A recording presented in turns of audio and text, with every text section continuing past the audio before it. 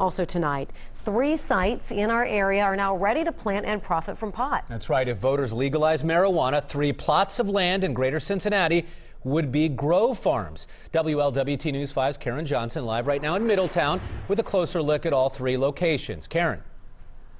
And Mike, Middletown here could be home to one of the grow operations. The other 2 sites are in Hamilton and Claremont counties. Now, there's still a process supporters are working through to get the marijuana issue on the ballot, but if approved, it would legalize medical marijuana and the personal use of pot for anyone 21 and older. Weeds cover most of these 40 acres off Yankee and Todd Hunter roads in Middletown. If voters legalize marijuana, this land could become a real weed farm.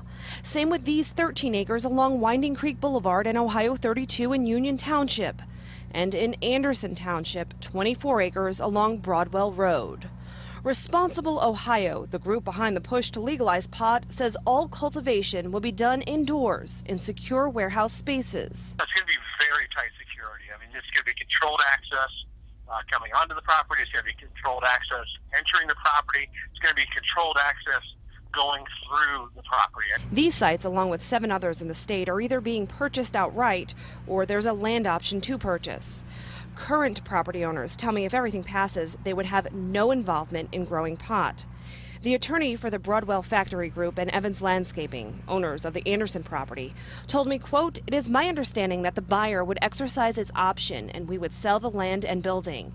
At that point, we would be completely divested of any interest in the property and would have absolutely nothing to do with the cultivation or sale of marijuana. The investors would hold the license to cultivate, and similar to a liquor license, you have to make sure that you're able to pay for the license.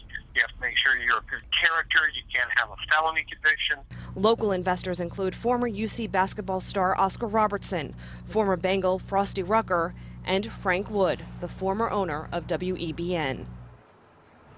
And I did just speak with the current owner of the property here in Middletown, and he tells me he was contacted by a realtor out of Columbus and never knew who the buyer was. He said had that been disclosed, he probably would not have entered into a contract.